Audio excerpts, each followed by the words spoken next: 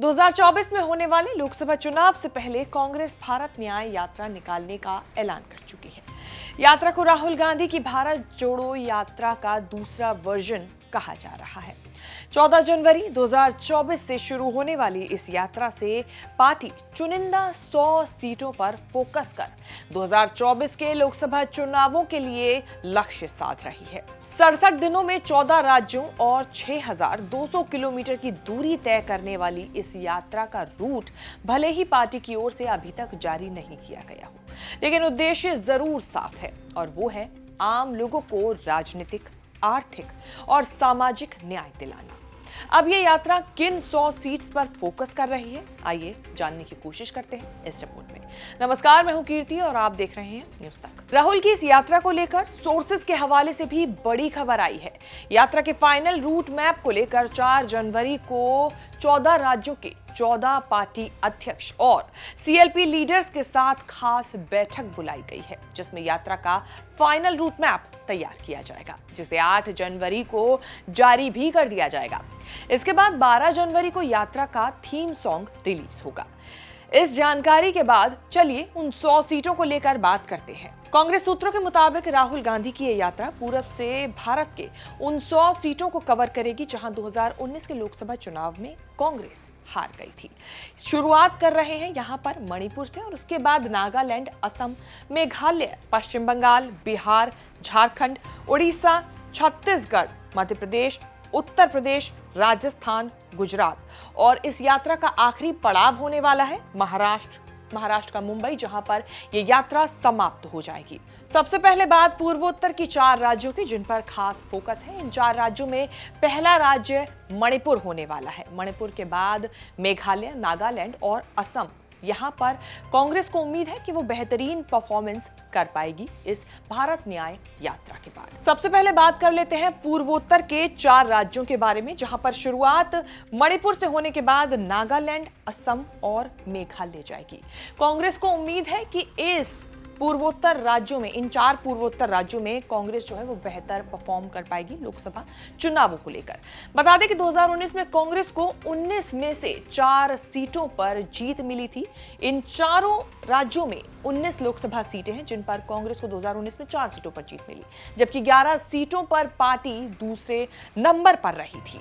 पूर्वोत्तर के राज्यों के बाद उत्तर बंगाल में ये यात्रा एंट्री कर मालदा और मुर्शिदाबाद पर फोकस करेगी। पश्चिम बंगाल में एंट्री यहां पर इसी जगह से की जाएगी।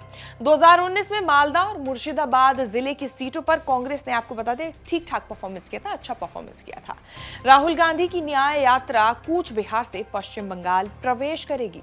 अब संभावना है कि यात्रा जलपाईगुड़ी और सिलीगुड़ी होते हुए मालदा तक पहुंचेगी। कांग्रेस बंगाल की कम से कम 8 जिलों को न्याय यात्रा के जरिए कवर करना चाहती है। 2009 में कांग्रेस को बंगाल की 6 सीटों पर जीत मिली थी। इस बार भी पार्टी को 2009 की तरह रिजल्ट आने की उम्मीद है। छठा राज्य है बंगाल। बिहार के बाद बंगाल में क्लोज फाइट वाले इलाकों में राहुल की ये न्याय यात्रा जो है वो जाने वाली है। हालांकि कुछ नेताओं का कहना है कि बंगाल से यात्रा को पहले उड़ीसा, फिर छत्तीसगढ़ और उसके बाद झारखंड होते हुए बिहार में लाया जा सकता है। अब फाइनल रूट मैप क्या होगा, यह 8 जनवरी को साफ हो पाएगा। यात्रा को बिहार के सीमांचल और गंगा बेल्ट होते हुए गया की तरफ ले जाने की भी संभावना है। आपको बता दें कि 2019 में किशनगंज सीट पर कांग्रेस को जीत मिली थी, लेकिन इस बार पार्टी की नजर बेगूसराय सीट पर है, जहां से कांग्रेस के कन्हैया कुमार चुनाव लड़ सकते हैं। बढ़ते हैं अगले राज्य की तरफ। बिहार के बाद फरवरी के मिड तक राहुल गांधी की न्याय यात्रा झारखंड पहुंच जाएगी। झारखंड में एंट्री लेगी। झारखंड में राहुल की जो न्याय यात्रा है वो कोडरमा या चतरा से प्रवेश कराकर जमशेदपुर तक ले जाने की उसकी संभावना है। कांग्रेस की कोशिश हजारीबाग, खूंटी और रांची के साथ 8 जिलों को कवर करने की है। आपको बता दें कि 2019 में कांग्रेस 7 सीटों पर चुनाव लड़ी थी, जिसमें से 6 सीटों पर पार्टी दूसरे नंबर पर रही थी। जिन सीटों पर कांग्रेस दूसरे नंबर पर रही थी उनमें हजारीबाग, रांची, खूंटी, लोहरदगा जैसी सीटें शामिल हैं। बढ़ते हैं अगले राज्य की तरफ। झारखंड के बाद यात्रा जो है वो उड़ीसा में एंट्री करेगी। राहुल की न्याय यात्रा के जरिए कांग्रेस उड़ीसा के 12 जिलों को कवर करेगी। 2009 में जिन सीटों पर कांग्रेस जीती थी, राहुल अपने यात्रा के जरिए फिर से उन क्षेत्रों में जाएंगे। इनमें नंबरगपुर और कालाहांडी प्रमुख हैं। 2009 में कांग्रेस को उड़ीसा की 21 में से 6 सीटों पर जीत मिली थी, लेकिन 2019 में यह आंकड़ा 1 पर पहुंच गया। बढ़ते हैं अगले राज्य की तरफ। अगला राज्य है छत्तीसगढ़। फरवरी के आखिर तक यात्रा उड़ीसा से छत्तीसगढ़ जाएगी। कांग्रेस सूत्रों के मुताबिक राहुल की ये जो यात्रा है, वो रोड मैप अभी तक तैयार नहीं किया गया, लेकिन उसमें सरगुजा और बस्तर संभाग को कांग्रेस साधने का प्लान कर रही है। आपको बता दें कि 2019 में भी बस्तर, कोरबा छोड़ अन्य इलाकों की सीट पर कांग्रेस को जीत नहीं मिली थी। पार्टी इस बार कम से कम 11 में से 6 सीटों को किसी भी हाल में जीतना चाहती है, फतेह करना चाहती है। बात करें उत्तर प्रदेश की, तो यहां यात्रा का रोड मैप वही हो सकता है जहां 2009 में जीत मिली थी। कांग्रेस सूत्रों के मुताबिक सोनभद्र से राहुल गांधी की यात्रा उत्तर प्रदेश में प्रवेश करेगी, एंट्री करेगी।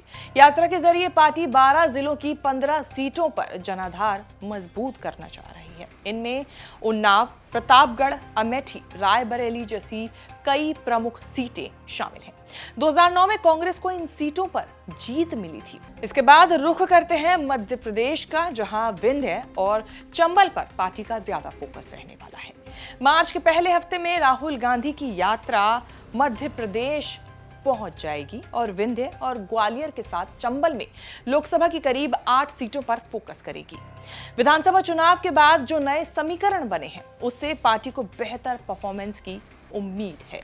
हालांकि कितनी सीटों पर यात्रा पहुंचेगी, ये आगे आने वाले रोड मैप पे पता चलेगा, जो 8 जनवरी को साफ हो पाएगा। अब चलते हैं राजस्थान। राजस्थान में यात्रा जो है वो एंट्री करने के बाद शून्य से उभरने की कोशिश करेगी। इसी के साथ गुजरात पर भी फोकस रहने वाला है, जहां पर 2014 और 2019 के लोकसभा चुनाव में कांग्रेस को दोनों ही राज्यों में 0 सीटें मिली थी, लेकिन दोनों ही राज्यों में लोकसभा की कुल 51 सीटें हैं। इसीलिए यहां पर फोकस कांग्रेस की भारत न्याय यात्रा का ज्यादा रहने वाला है, क्योंकि यहां पर संख्या जो है सीटों की, लोकसभा सीटों की, वो भी ज्यादा है। यात्रा का आखिरी पड़ाव होने वाला है महाराष्ट्र का मुंबई। यहां कांग्रेस की नजर 2009 वाली सीटों पर रहने वाली है। मार्च के तीसरे हफ्ते में महाराष्ट्र पहुंच जाएगी ये यात्रा।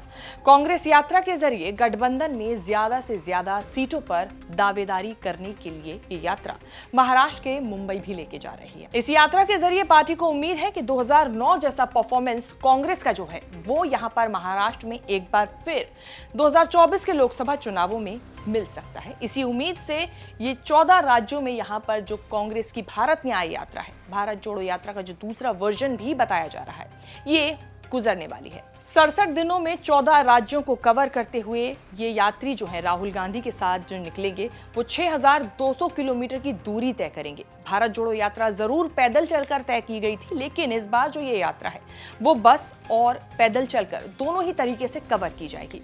अब देखना होगा इस यात्रा का जो अंतिम पड़ाव मुंबई होने वाला है। मणिपुर से शुरू होकर मुंबई पहुंचेगी ये यात्रा। इसका रिजल्ट लोकसभा के चुनावों में कितना देखने को मिलता है? आपके हिसाब से राहुल गांधी की भारत न्याय यात्रा कितनी असरदार हो सकती है लोकसभा चुनावों के मद्देनजर? कमेंट करके जरूर बताएं। बाकी देश और विदेश से जुड़ी तमाम बड़ी खबरों के साथ अपडेट रहने के लिए आप देखते रहें न्यूज़ तक।